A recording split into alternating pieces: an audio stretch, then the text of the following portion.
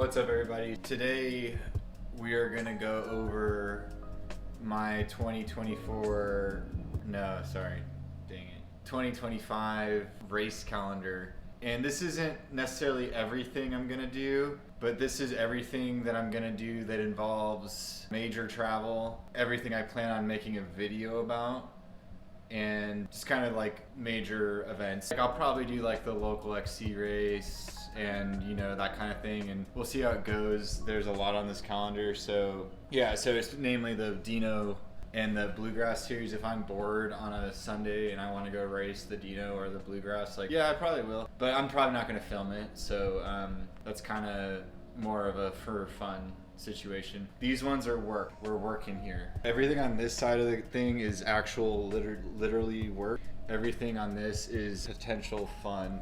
The Epic is technically work. The Epic's fun, though. It's fun work. We'll get into that. The first race I'll be doing is our race, Glacial Drainage, in Madison, Indiana. Last year I did it on the Drop Bar World Cup. It's very rough in like certain trails, but it's definitely like bring a more traditional gravel bike kind of event. What's up, everybody? After filming the video, turns out I'm racing on March 1. Oh. March 1. I will be going to the Dirty South Roubaix. I was on the wait list for this race and miraculously got accepted into the event. I'm going to be making a video about it, and that's the first event we'll be going to. So Are you going to be riding that bike? Yeah. Dang, that thing will win My for new sure. SP5. SP? The SP Super Pro. Super Pro, yeah. Back to past Jesse. Can't decide quite yet. I have purchased an NV Mog because it is the only bike that we sell that checks all of the boxes to get me ready for this Mid-South event. I've signed up for the Pro race, which was a mistake. But if you follow me on Instagram, I've talked about this. I've always struggled with gravel bikes. Never struggled at Mid-South. I love Mid-South, but like I'm not a gravel privateer. I'm definitely a mountain bike.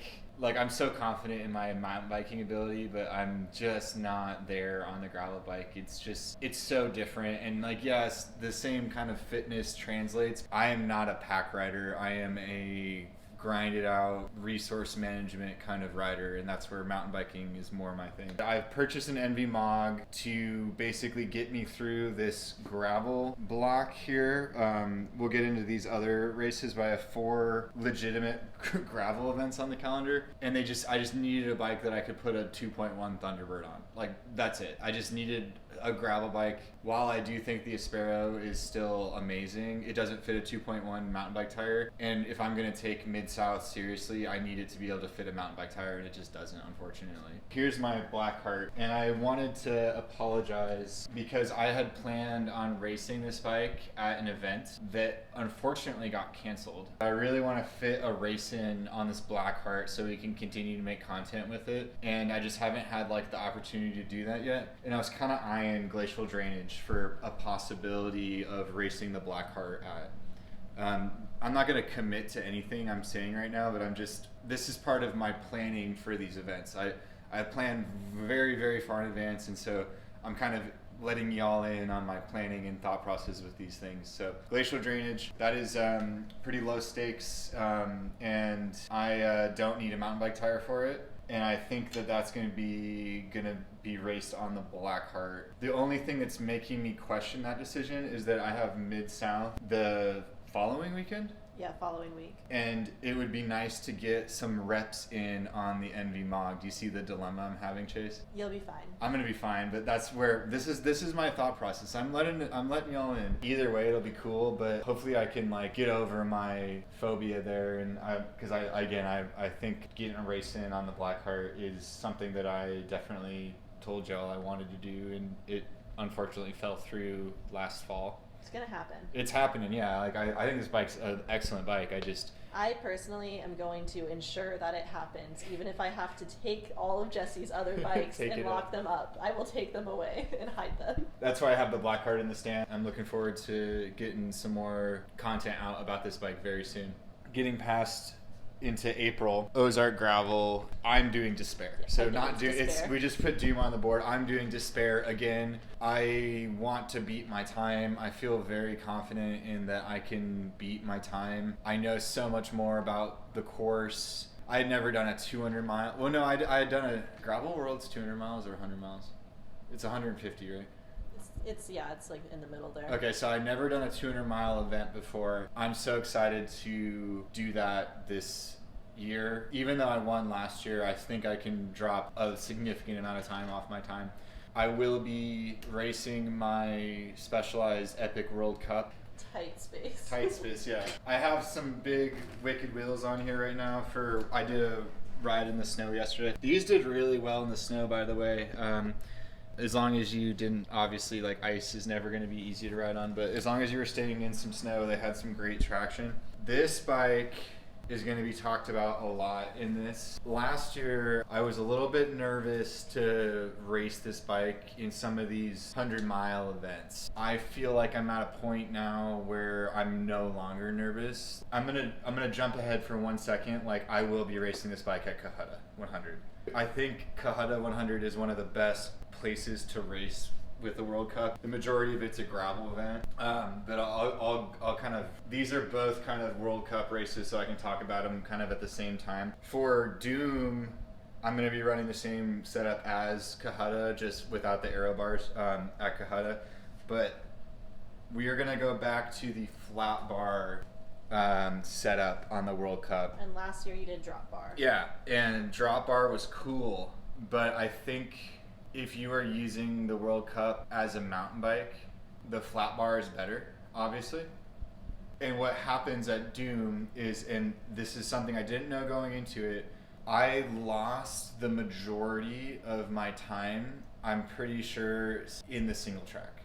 And I wasn't slow, but I wasn't as fast as I could have been. And I think that having the clip-on aero bars, would I rather have two aero positions, or would I rather have one aero position and one control position is where my brain is at. I think that for Ozark Gravel Doom, it does have 40 miles of single track or so. I mean, significant, even though it's 200 miles, like significant amount of single track. And just looking at my race from last year, that was the slowest part of the whole day other than the very end whenever I didn't have a light. So like I have two major things that I can save time on. One, being comfortable riding in the dark, knowing where the water sources are, knowing that I'm gonna mountain bike faster, and just at the end knowing that I'm gonna have a light that's not gonna die and I'm not gonna have to walk as much. So that's kind of where I think I can save some time in Ozark Doom. For Cohutta, I'm not saying the Epic 8 was a bad call last year, but this bike is faster than the Epic 8 on the gravel, and I think that Cohutta being primarily a gravel event, even the single track at Cohutta is very, very smooth, and the only really rough part of the whole race is like the very, very end. If you've ever done the race, you know what I'm talking about. It's like the final trail. What do they call that? Thunder Mountain or something? Yeah, it's like a, Thunder Rock. It's even that isn't like a techie trail. It's just more like flowy and. Yeah, it's like a Pisgah downhill is what I would say. It's not, and it's not even that hard. The hardest part is not losing. It's like I rode it with a flat. Yeah. And had a great time. So like it's not that crazy. Yeah, so that's really the roughest part of that whole race, and I think this bike is gonna be really, really good for that event. So we'll have kind of like a gravel. We're gonna do the World Cup. I'm not nervous about racing this anymore on 100-mile races. I was last year. Hearst Crusher is another one of our races. That one is on May 3rd. That one is here. It starts and ends at Explore Brown County. This is the fourth one we've done? This is the fourth year of Hearst Crusher. And I'm just taking one step back. $1,000 prize purse, $1,000 prize purse. We have prize pools for these now. So this is an Envy Mog race, 100%. I made the course, and it's a solid mix of like single track and gravel, like primarily gravel, but it is rougher out there. Yeah, and I just think even that like northern Monroe County loop with the McGowan, like I just feel like I want a mountain bike tire for that. So yeah, Crush Crusher, NV Mog. Part of the reason I justified getting it is I have enough going on that requires a gravel bike with big tires. Look forward to a video about that build very, very soon because it should be coming in the mail, hopefully. Sorry if the audio is a little weird in this one too, y'all. Like, wait, can you pull the mic into the frame? So well, It's not a we, it's a me. Chase broke the receiver on the DJI mic. We had to order replacement parts. Trey has the only phone that can use the mics right now. Mohican. Yeah, and just so we're on the same page, I signed up for the 100 miles. So like every NUE race that I'm talking about, I've entered the 100-mile version of it. Mohican, I have a love-hate relationship with Mohican. I really do. I look forward to it, and then I also am like not looking forward to it. Every single year that Jesse finishes Mohican, like the last 2 or 3 years, he's been like, I'm not doing this next year. And then a couple weeks go by and he starts talking about it again, like ready to do it. No, I said in our Mohican video that I would do it. There's always moments where you're like, I'm not doing this again. Well, I and don't. then you recover. I and you're don't good. want to do it. It's like one of the least fun races on the calendar for me. Does that make sense? Like out of every race here, I'm looking at every race here, and I don't know a couple. Like there's 2 new ones or 3 new ones, but out of every race here, I'm looking at May 17th Mohican, and that is the one that is going to be the least amount of fun for me to do. Does that make sense? Yeah. Yeah, and I don't want to get this confused. It's not because I dislike the air. I love Ohio. I went to college at Denison University, which is about 40 minutes away from the Mohican State Park. I used to go ride in the off season. I was a swimmer for Denison, and in the off season, I used to go mountain biking by myself, like on the weekend. I would drive out there. And so I love the area. I absolutely love the Mohican Trail. The reason I have such a hard relationship with this race is that I hate backtracking so much. I hate it. I hate backtracking. Doing the second mountain bike trail is so it's the hardest thing for me mentally to overcome of anything I'm doing this. Like I just the mental fatigue of having to do the second loop, it just destroys me mentally. I'd rather go do whatever, another 30 miles of whatever, it doesn't matter, but like doing the same thing over again is so hard for me to like mentally justify, and that is why I struggle with the event. I will be there, already paid for it, so I'm in for it. But yeah, that one's, I have a big love-hate relationship. Like I'm thinking about it right now, and it's like, oh, I'm really excited about, like I love some of the backcountry trails out there, and I love the event, but like just thinking about doing that trail at the end of the whole thing. I wish we did 2 laps to start. That would make me feel better. Because it's so lonely. Like whenever you get to the second lap, it's like so lonely because everyone's gone. Man, I could go on and on about it. But like I said, I paid for it. I'm definitely not going to race this bike there. What bike should I race there? Probably my Epic 8, to be completely honest with you. Or the BC40. It's enough single track for... One of the 120 bikes will be at Mohican, and I'll have to make a game time decision on that. Yeah, I think in that race recap video, you can go over like why you chose one bike over the other, because it is a close call on which to take for that one. So I did the Epic 8 last year because my BC40 was not put together until like later on in the year, right? And honestly, if I had to guess, I think this is a BC40 race. Mohican is rough and rugged, and I think the harder the conditions, the more reason to use the BC40. And so I think that's what's going to ultimately end up happening. Shout out to Mohican. By the way, if you're attending any of these events, I will be available to talk to you if you want. Don't be afraid to talk to me. Tons of people do this at events. The only thing that I ask, and the reason I have to bring this up because it basically every event I go to now, this happens to me. Whenever I'm getting ready for the race, like just understand that I'm not gonna be in a mood to talk to you. Like I don't want to talk to you whenever I'm changing before the event, and just try to please understand that I put a lot of effort into races, and I am not the most organized person sometimes. Whenever I'm getting ready for an event, like I'm really trying to focus on making sure I'm ready for the event. after the race, I will spend as much time as you want talking to me. And I will be in a lot better mood also. Just fair warning, I'll wave and say hi, and that's all good. But like, if you have a lot of stuff that you want to talk to me about, please just wait until after the event. I would really appreciate it. I don't even talk to Jesse before races, and I'm his wife. Well, yeah, and like I said, I'm not mad at anybody who's wanted to come talk to me. I'm just trying to give y'all the best scenario for I can give you the most amount of attention that I can, and that is after I finish this event, and I will talk to you as long as you want, I promise. June 21st, both Trey and I will be going to Envy Rodeo. Envy invited us out. They invited us last year and we couldn't go, but this year I was like, hey, we want to go. We just couldn't go last year. And so we're going this year. I don't think that's a race. I think that's more of an industry event. So it's a 90-some mile ride, I think, with 3 timed segments that are about 3 to 4 miles apiece. It's like an enduro, yeah. It's like a fun hang out type thing.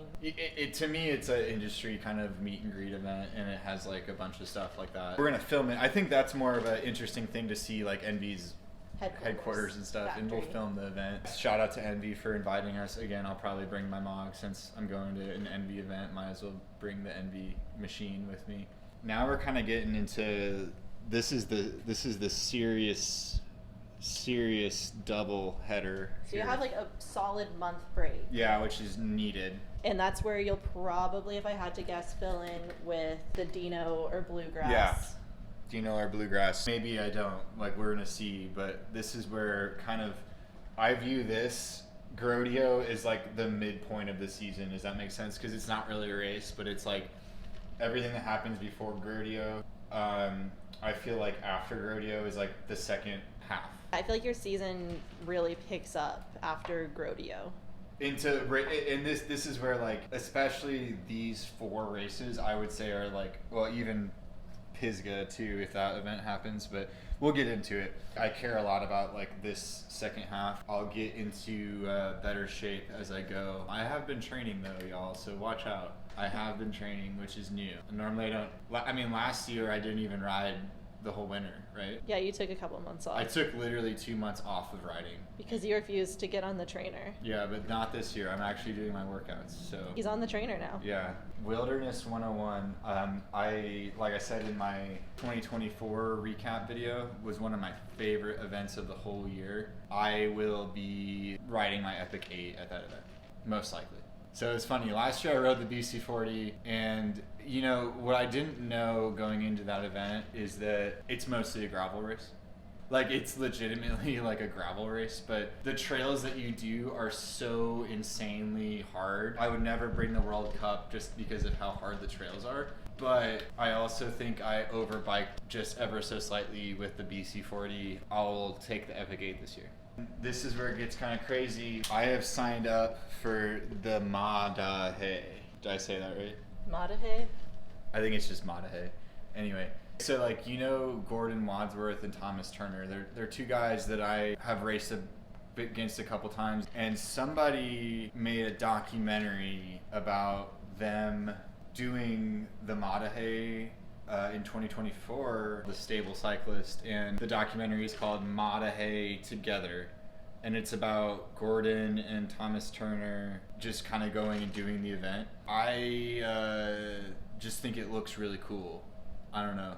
The terrain is absolutely gorgeous. So it's in the Badlands of North Dakota. Just watching the film, this is the second film that the Stable Cyclist has made about this race. There's another one from a few years ago about a guy I've never encountered, but Kelly McGelkey, who I didn't know of until I watched that movie. The race looks like it very much favors my skill set, which is very exciting. So basically, from what I can tell, it's a ton of climbing. It's about 14,000 foot or something like that. There's very much a ton of exposure and heat, 14,000 feet of climbing, and the trail is very smooth. That is a unique thing sometimes in mountain bike racing, and it's funny, that is a combination of things that I'm so confident are my strong suits, and I'm really excited to go try this event out. I never have any sort of heat problem.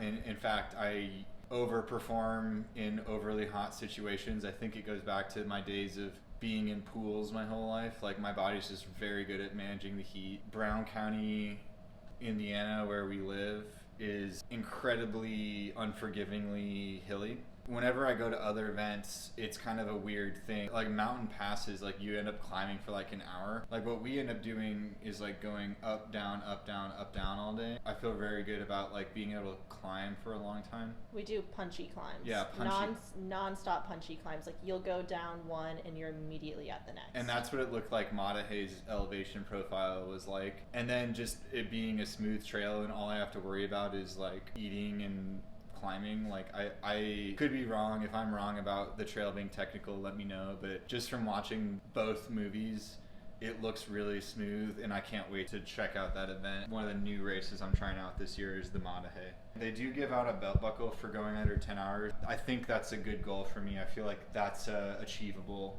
In Pisgah 111 2 years ago, Thomas Turner beat me by roughly an hour. It was like 45 minutes to an hour at Pisgah 111 2 years ago. And they did the Matahe in 8 hours and like 45 minutes. And I think I'm going to be able to slot into that sub 10. Having raced Thomas Turner a few times, I kind of know how much faster he is than me. And I feel confident that a 10-hour belt buckle kind of campaign at the Matahe is within my reach, if that makes sense. And now that you're training, you're set. Well, yeah, and I don't even know. Maybe I'll be faster. Who knows? I forgot to mention, right now, and obviously I'm going to bring multiple bikes out to North Dakota. Like, I always bring multiple bikes, but right now my brain is telling me to race the World Cup at Matahe. And if that's a mistake, please let me know in the comments. I'm just going purely off the videos that I watch, but it looks like a World Cup event to me, and that's my current thought process, if that makes sense. Shenandoah, one of my favorite events of last year. Big family trip, because Chase will be doing the 60-mile event and I'll be doing the 100, so we get to do that. I love that they do that 2-day thing. I wish all of them did. I wish every single one of them did the 2-day, because that's so cool. Maybe we should do that. We'll get to that. Yeah, if our event gets big enough, maybe we'll do that. Shenandoah 100. I'm going to be racing the BC 40 in 2025, I think. It's funny because I feel like I flip-flopped. Last year I raced BC 40 here and Epic 8 here, and I feel like I should have flip-flopped. The Shenandoah is no joke. That's probably one of the hardest events on the calendar. That's a 100-mile race, if not the hardest 100-mile race on the calendar, and I loved every second of it. The backtracking is annoying, but it's not as soul-crushing as the 30 miles of Mohican. Doing the death climb twice was a little bit of annoying in my head, but it was not enough mileage that I was upset, if that makes sense. It was only 10 miles of like doing the same thing twice. So I appreciate that. There's a lot more single track in that event than I thought. It's like Pisgah single track in a lot of places, and not that the Epic 8 performed poorly at all, but the BC 40 I think just kind of outperforms it in those situations. I will be BC 40ing at the Shenandoah 100. Hoosier Down Country.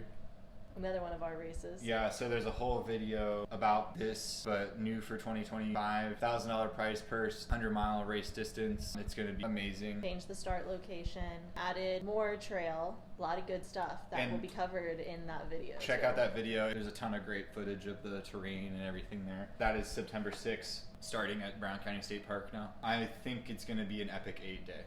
Or we'll see. You know, I'm probably going to change my mind. But this one has an asterisk here. Why is that? We don't know for sure if it's happening. Nothing's been announced because of the hurricane and the terrible flooding that's happened in that area. Either way, October 4th is the weekend. It's happened every year. If it happens, we'll see. Yeah, to be clear, this is on my list. We do not know if it's happening. It might not. Who knows? But if it does happen, I will be there. This is still one of my favorite races I've ever done. I just can't make it out to any of the other Pisgah events. I don't think ORAM has a date yet, does it? I want to say it's the same weekend as Wilderness. There's some conflict. I much prefer Pisgah 111 to ORAM, just personally. It's different trails. ORAM is a lot of gravel. Pisgah 111, I think, strikes a better balance of being gravel and mountain biking. I just prefer the Pisgah 111 course than over the ORAM one. Not saying ORAM was bad or anything. Oak Ass 100. What is this race. If anyone knows anything about OCAS in Alabama, let us know what you know. So it's the new NUE series finale. It's only a 7-hour drive from here, so I will be definitely 100% going to that. So that actually puts me at 5 total NUE races this year. So I'm adding 1 over last year, which is exciting. I got 6th place in the series, which I'm really stoked on. That was the first time I ever even qualified for the overall series points. This year, gonna just do another try at it and see how I can do. OCAS is in Alabama, like we said. It's about a 7-hour drive from us, so it's a no-brainer. I'm actually stoked that the series finale is now not in California. I'm not sure I understand all these like international NUE races. You just made it sound like California was international. Yeah, I know it's not. But I feel like the series has got this really good core of East Coast Midwest races, and then it doesn't even bother me that there's like 3 out on the West Coast, but it's weird, right? Hard to get to. I just don't like, I can't ever see myself like, and I wanted to this year. I was like, how do I get out to Oregon to do Cascades? There's one the week before Wilderness, and it was basically a decision of, do you want to do Madahe or do you want to do 2 NUEs in a row? It's easier for us to go to Madahe than for me. It's a 33-hour drive to Oregon, or you have to fly, and then that's a whole thing. And luckily, I don't have to worry about it. 5 is plenty, and to be completely fair to them too, I could have signed up for Margie if I wanted to, and then that would have been 6 within reasonable driving distance. We could try to get an entry to Margie on the Facebook transfer group. It would be the 2 weeks after Downcountry. Oh man. That would fit. It would fit. I'm game for Margie. It's not my favorite, and maybe it will be after my second go at it, So transfers end August 1st, I think, is typically the deadline. So you have like half a year roughly to decide if you want to do it and then get the entry. I would say that I'll try to get an entry to Margie, and then if I don't, I don't. I didn't rush to sign up for it, if that makes sense. To be fair, though, I think we should probably try to get into Margie. Sounds good. Yeah. Anyway, don't know anything about this OCAS race, but I signed up, and then we'll definitely be doing gravel again here locally to end the year out. Do you want to talk about anything on the right side of the board? Yeah, so we kind of already talked about these Dino series. I know for a fact I'll be at the Brown County one. That one is it's 20 minutes away. Early June. It's on a Sunday. A lot of those races are on a Sunday. There's a couple on the calendar, like the Brown County, North Vernon, and the Versailles are all within less than an hour drive for me. Versailles is right at an hour drive. And so those ones, it'll basically be hey, I'm going to go do the race, on my day off on Sunday. I will not be doing any Dino race that involves driving more than an hour, though, because it's not worth it in terms of my time to go do a 30-mile event or less or whatever. I just can't mentally get over that in my head. And I will be breaking that rule a few times with the Bluegrass series. I usually like to go to the Perry County, the Hazard one that I talked about in my 2025 end of the year. That'll be a game time decision. I won't commit to it until I decide, on-site registration. I will, both of these are on-site registrations. I won't pre-reg. If I can make it, I'll make it. And a lot of the times, with Bluegrass, it was a situation where it was I would finish work on Saturday and then be okay, I'll go to Kentucky, and I would drive to Kentucky and sleep in the truck and then race in the morning and drive home, which happened a few times. The Brown County Epic, September 27th so is the weekend. And the 27th. A 3-day affair. Last year we had such a great time at the event. Thanks to everybody who came out. We had so many people come over to the booth and hang out for a while, and we'll be there this year. Brown County Epic is our local trail organization, Brown County Mountain Biking's annual fundraiser for the trail system. I'm actually one of the vice presidents of Brown County Mountain Biking for this year, so I am one of the people that put it on. It's a 500 to 600 person festival in Brown County State Park, 3 days. We have food, music, beer, a lot of bikes, get bike demos. Jesse and Trey were out there with a huge setup. They hosted a group ride. It's a lot of fun, and I'll link some info on that down below as well. The last note here is kind of a weird one, and this is more of a question for y'all. I really like going to West Virginia and mountain biking. Struggled to find any event that might be fun to do there that works with my calendar. If I'm missing an event, y'all like let me know, because like I did Grusk before and that was really cool. I kind of want to do the super long Grusk. I think that would be really fun, but I can't do it this year. It's like the week before this double. And then the other one that I really like doing, the Mount Wood, the challenge at Mount Wood, the same weekend as something. Yes, part of this is Jesse has to work around my race schedule too, which will Yeah. be another video coming up. You know what I really want to do? I want to go back and do the Monongahela IMBA Epic. If you go back to like the very first video on this YouTube channel. Years ago, basically, Jesse and I, before we bought the store, would go on a lot of West Virginia adventures. And there's one in particular, we were like trying to do just different epic trails. But one of these, we literally like told both of our families, hey, if you guys don't hear back from us by like 9 p.m., start calling for help because something's seriously wrong. Okay, so the IMBA Epic Spruce Knob, which we did complete that trail. We completed the trail. What we didn't do... I cried a few times. What on was that the one. other one? The Monongahela one where we got lost? Yeah, that one. Monongahela. Yes. And that one, Tea Tree. The Tea Tree.